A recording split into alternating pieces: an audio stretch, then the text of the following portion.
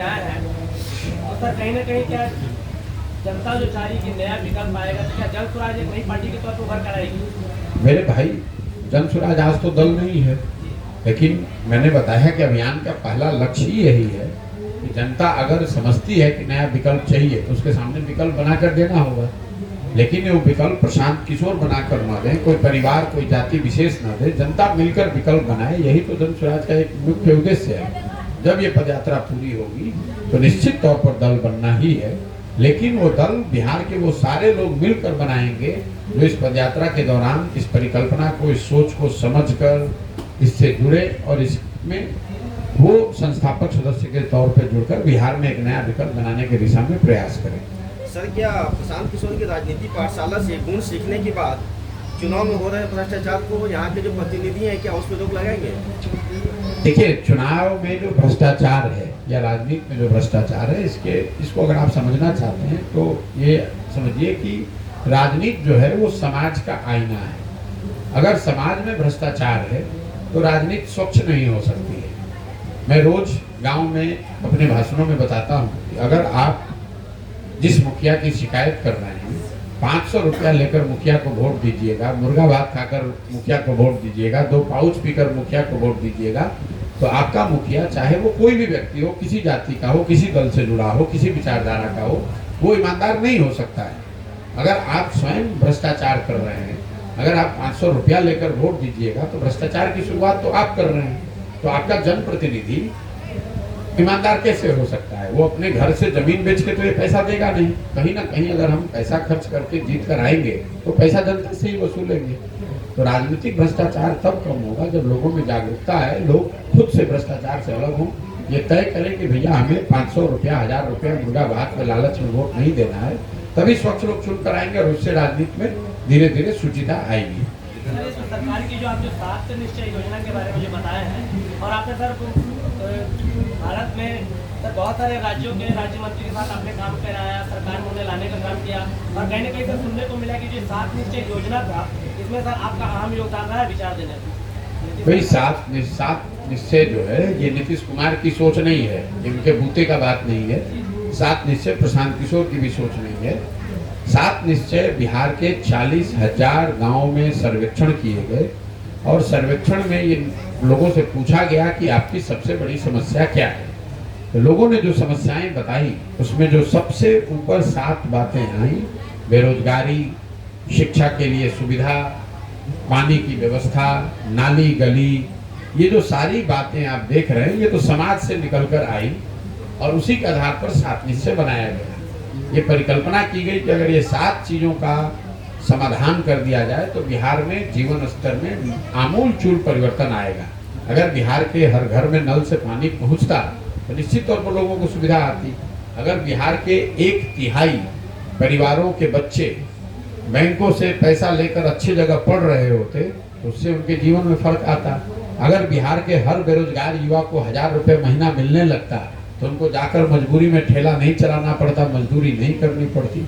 अगर बिहार के हर नाली, घर से निकलने वाले नाली का पक्कीकरण हो गया होता, घरों से नालियों को निकालकर उसके निस्तारण की व्यवस्था की गई होती तो गांव का स्वरूप बिल्कुल आज अलग आपको दिखता। तो ये किसी व्यक्ति की ताकत नहीं है, तो समाज ने बताया था, उसको बनाने में सर्वेक्षण हमने कराया, उसको कोलेट हमने किया। 7 निश्चय में कौन 7 बड़ी योजना होनी चाहिए, इसमें हमारा योगदान है। नीतीश कुमार तो मुख्यमंत्री के नाते उनकी जिम्मेवारी थी कि इसको इम्प्लीमेंट करें, इसको लागू करें। जनता ने 7 निश्चय पर वोट भी किया, लेकिन नीतीश कुमार की लापरवाही की वजह से, उनकी गलती की वजह से योजना ठीक से लागू हुई नहीं। और यही कारण है कि जो मैं आपको स्थिति बता रहा हूँ आपके सामने है। कहाँ से होंगे? तब इतना ज्ञान तो हमको है नहीं। अगला प्रधानमंत्री वो होगा जिसको देश की जनता मिलकर चुनेगी। सर शिक्षा व्यवस्था में सर अभी आपने बताया कि शिक्षक नियुक्ति में बहुत बड़ी धांधली चल रही है, इसमें जो बिहार सरकार मैंने धांधली की बात नहीं कही, मैं हल्की बात करता नहीं हूँ बेकार की। मैं ये कह रहा हूँ कि जो आज सरकार दावा कर रही है कि हम 1,25,000 लोगों को नया नियुक्त कर रहे हैं, ये दावा सिरे से गलत है। ये नए लोगों को नियुक्ति नहीं दी जा रही है। जो पहले से शिक्षक थे, नियोजित शिक्षक के तौर पर काम कर रहे थे, जिन लोगों ने नियोजित शिक्षकों ने परीक्षा पास किया, अब उनको राज्य कर्मी के तौर पर दर्जा दिया जा रहा है। तो ये सर्विस कंडीशन को बदला जा रहा है, नई नियुक्तियां नहीं है, पहली बात। दूसरी बात, कुछ लोग जो नया सीधे उसमें कम्पीट करके आए हैं, उसमें एक बड़ी संख्या में वो बच्चे हैं जो बिहार के बाहर के हैं। तो मेरा ये कहना है कि 1,25,000 का नियुक्ति पत्र का जो सरकार दावा कर रही है, ये तो ऐसे हो गया कि पहले से सरकार में जो नौकरी कर रहा है उसी को बुलाकर गांधी मैदान में फिर से नया नियुक्ति पत्र दे दीजिए और कहिए कि हमने सब लोगों को नौकरी दे दी। 1,25,000 में एक बड़ी संख्या उन लोगों की है, उन बच्चों की है, उन शिक्षकों की है जो पहले से ही नौकरी में थे। दूसरा, एक बड़ी संख्या उन बच्चों की है जो दूसरे राज्यों से आए हैं, वो बिहार के बच्चे नहीं है। एक संख्या ऐसी है, कुछ लोगों को, कुछ हजार बच्चों को जरूर नौकरी मिली। सरकार को पहले ये स्पष्ट करना चाहिए कि 1,25,000 में कितने नए लोगों को नौकरी मिली, कितने बिहार के बच्चों को नौकरी मिली और कितने बाहर के बच्चों को नौकरी मिली है। बिहार के करोड़ों बच्चे बाहर जाकर मजदूरी कर रहे हैं और यूपी के, मध्य प्रदेश के लड़के आकर यहाँ शिक्षक बनेंगे। ये आपको नीतीश कुमार की सोच है और नीतीश कुमार के नीतियों का परिणाम है। हम लोग के बच्चे गुजरात में जाकर बोरा उठाएंगे और गुजरात यूपी के बच्चे आकर यहाँ पर पढ़ाएंगे हम लोगों को। शिक्षक नियुक्ति में जो सर डोमिल साइन जो खत्म कर दिया गया है सरकार की नीति, अरे यही उसका असर तो आपको बता रहे हैं। हजारों की संख्या में यूपी के या दूसरे राज्यों के लड़के यहाँ शिक्षक बनकर काम करेंगे। तो हम लोग, ये वो राज्य है जहाँ पूरे दुनिया के लोग आते थे पढ़ने, और आज नीतीश कुमार के राज्य में हम लोग को पूरा अनपढ़ बना दिया गया। और अब हम लोग को पढ़ाने के लिए यूपी से लड़के आकर पढ़ाएंगे और हम लोग के बच्चे जाकर बोरा ढोएंगे, दूसरे जगह ठेला लगाएंगे। ये नीतीश कुमार की दूरदर्शिता का आलम है। सर, जापान से जब लौटे हुए थे तेजस्वी जी, पूछ लेंगे सबको। बोले सर कि जिस तरह से सर ये रोड मैप पे अभी आपके द्वारा काम किया जा रहा है, जन सुराज बनाया जा रहा है, यात्रा के दौरान जो आप बता रहे हैं, बहुत लोगों को आमूलचूल परिवर्तन की बात बताई जा रही है। अभी आपने बताया कि पूरे गांव से राजनीति में नए युवाओं को मौका देंगे। तो इसी तरह की सर एक पार्टी बनी थी आम आदमी पार्टी, और इसी तरह के संभाग दिखाए गए थे, और स्थिति अभी क्या है लोगों के सामने से, इस पर क्या कहेंगे? मेरे भाई, आप पत्रकार होने के नाते पहले तो ये समझिए कि नारंगी और सेव को कंपेयर मत कीजिए। आम आदमी पार्टी बनाते समय कौन सी पदयात्रा हुई थी, कहाँ से गांव से लोग निकाले गए थे, किनको ट्रेनिंग दिया गया था, ये तो आपको पता होगा, हमें तो नहीं मालूम है।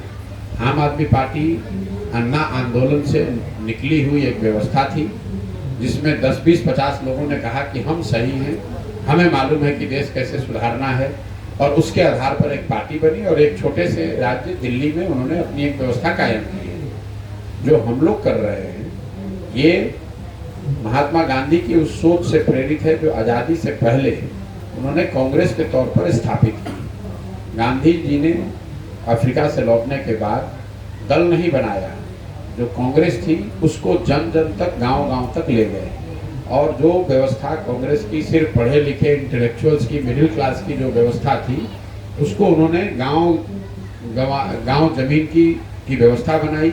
हर एक आदमी को देश में ये ऐसा विश्वास जगाया कि अगर आप कांग्रेस ज्वाइन कर लेंगे, कांग्रेस के प्लेटफॉर्म का हिस्सा हो जाएंगे, तो आप आज़ादी की लड़ाई में कुछ ना कुछ योगदान दे पाएंगे।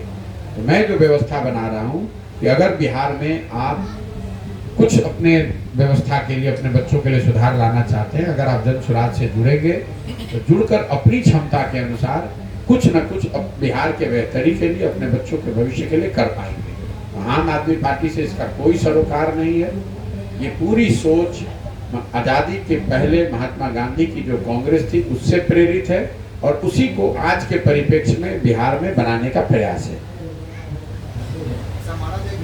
जब पार्टी का एक रूप है, उस समय जैसे कोई भाजपा में है या जदयू में है, राजद में है, वैसे लोगों को भी रखा जाएगा जनसुराज में? या देखिए, जनसुराज पार्टी बनने की जो प्रक्रिया है वो अपने आप में इतनी लंबी है कि ये घटना कोई एक दिन में नहीं होगी। मधुबनी में जो लोग, मैंने आपको बताया, करीब 60,000 लोग इससे जुड़ेंगे या जुड़ रहे हैं, उसमें से स्वाभाविक तौर पर बहुत सारे ऐसे लोग होंगे जो दूसरे दलों से जुड़े हुए रहे हैं। कुछ बहुत बड़ी संख्या में ऐसे भी लोग हैं जो राजनीति में जुड़े ही नहीं थे लेकिन आएंगे, इसमें जुड़ेंगे। सिर्फ कोई आरजेडी में ये बात चर्चा होती रही है कि क्या हमें ये कहना चाहिए कि जो पिछले दूसरे दलों से जुड़े हैं उनको न शामिल किया जाए। मेरी समझ से वो उचित नहीं होगा, इसलिए कि बहुत सारे अच्छे लोग दूसरे दल में भी हो सकते हैं। व्यवस्था के विकल्प के अभाव में जैसे आप गलत लोग को वोट दे रहे हैं, वो राजनीति करने वाला भी उसके पास कोई विकल्प नहीं था तो किसी गलत विकल्प के साथ काम कर रहा था। तो कोई मापदंड ऐसा नहीं है कि नहीं अगर आप दूसरे दल में हैं तो इसमें नहीं आ सकते हैं, लेकिन अगर आप इसमें आएंगे तो आपको इसी परिकल्पना, इसी सोच, इसी व्यवस्था का हिस्सा बनकर चलना पड़ेगा। आपके बाबूजी विधायक थे, आप जनसुराज में आइएगा और चुनाव लड़ जाइएगा, ऐसा नहीं हो सकता है।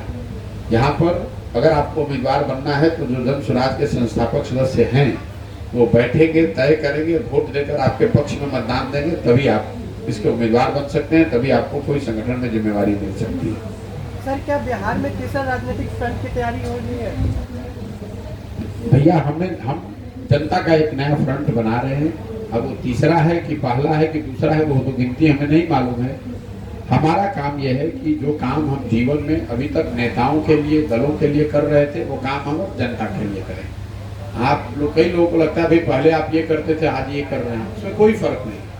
पहले हम पार्टियों को, दलों को बताते थे कि आप अपने संगठन को कैसे व्यवस्थित कीजिए, कैसे जनता से किन मुद्दों पर बात कीजिए, आपका एजेंडा क्या होना चाहिए। वही चीज मैं आज जनता को बता रहा हूँ कि कैसे आप साथ में आकर एक नया विकल्प बना सकते हैं। अगर आप विकल्प बना लेंगे तो कैसे आप चुनाव लड़ सकते हैं, किन मुद्दों पर आप इन पार्टियों से लड़कर इनको हरा सकते हैं। तो मेरी नज़र में तो काम वही है जो मैं पहले कर रहा था। फर्क बस इतना है कि पहले इस काम को मैं पर्दे के पीछे से किसी दल या राजनीतिक नेता के लिए कर रहा था, अभी ये काम मैं जनता के लिए करने का प्रयास कर रहा हूँ। आपने कई पार्टियों का प्रचार किया, समर्थन किया, जिताने का काम किया। अभी आने वाले लोकसभा और विधानसभा चुनाव को आप किस रूप में देखते हैं? नहीं, मैंने चुनाव से अपने आप को अलग कर लिया है। 2 मई 2021 को बंगाल, तमिलनाडु जीतने के बाद मैंने सार्वजनिक तौर पर यह घोषणा कर दी कि मुझे अब वो काम करना ही नहीं। 10 वर्ष हमने उस काम को किया, जो अनुभव हुआ, जो सीखा, जो समझा, उसके आधार पर हमने साल भर बैठ के ये परिकल्पना बनाई कि नहीं, अगर राजनीति में, सरकार में आमूलचूल परिवर्तन लाना है तो समाज में निचले स्तर पर उतर के पहले समाज को जगाना होगा, समझाना होगा, उनको इकट्ठित करना होगा।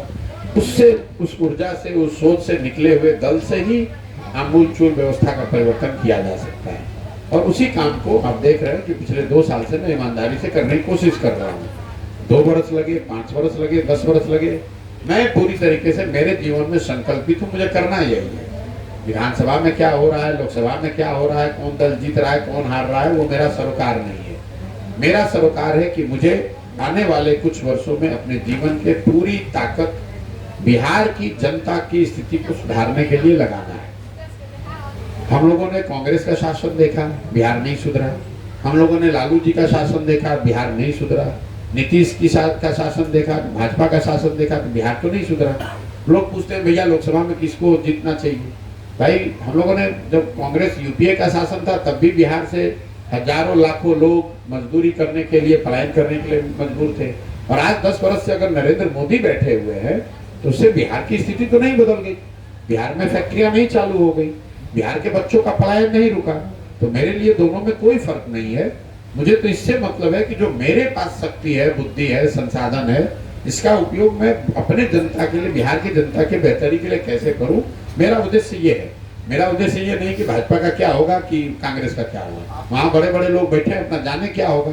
हम इतना जानते हैं कि बिहार के लोगों का भला होगा, और वो भला करने के लिए इस अभियान में जो कुछ भी करना पड़ेगा वो कर रहे हैं। आपने अपने संबोधन में कई बार कहा कि मैं पंचायत स्तर पे 12 से 15 हज़ार तक की नौकरी की व्यवस्था करना चाहूँगा कि लोग बाहर नहीं जाए और अपने पंचायत में नौकरी मिले। जी बिल्कुल, 1 साल के अंदर मैं रोज बता रहा हूँ। अभी आपको शुरुआत में भी मैंने बताया कि हर पंचायत में जो पॉपुलेशन है, जो जनसंख्या है, उसके अनुसार अगर आप उसका बैक मैथ कीजिएगा तो हर पंचायत में अगर 800 से 1200 रोजगार के नए अवसर पैदा कर दिए जाएं तो किसी भी आदमी को बाहर नहीं जाना। ये नौकरी नहीं है, रोजगार की बात है। और इसका जो फिनेंशियल कॉस्ट है वो करीब करीब 10 से 15 हज़ार करोड़ रुपया साल का आएगा। बिहार सरकार का बजट है 2,46,000 करोड़। अगर 10 से 15 हज़ार करोड़ रुपया साल का खर्च किया जाए सिर्फ इस बात के लिए कि पलायन को रोकना है और यहाँ पर रोजगार के साधन 10-12 हज़ार के पैदा करने हैं, तो 14-15 महीना पैदल चलने के बाद, पूरे दुनिया भर के विशेषज्ञों से बात करने के बाद जो मॉडल, जो योजना हम बना रहे हैं, बिल्कुल ये दावे से कह रहे हैं कि साल भर के अंदर पलायन को रिवर्स कर दिया जाएगा। किसी को मजबूरी में, आप स्वेच्छा से जाना चाहते हैं जाइए, लेकिन किसी को भी 10-12 हजार रुपए के रोजगार के लिए, मजदूरी के लिए बिहार से अपने पंचायत, अपने घर को छोड़कर नहीं जाना पड़ेगा। और मेरे लिए बिहार के संदर्भ में ये सबसे बड़ी प्राथमिकता है। यहाँ पर जो मैंने आपने बात में बताया कि बेरोजगारी और पलायन इतना बड़ा मुद्दा है कि इसको अगर नहीं सॉर्ट किया जाएगा तब तक कुछ नहीं हो सकता है। शिक्षा और रोजगार, अगर दो चीज हो तो ही बिहार सुधरेगा। अनाज बांटने से, सड़क बनाने से, बिजली लाने से, बाढ़ रोकने से, वो सब चीज है।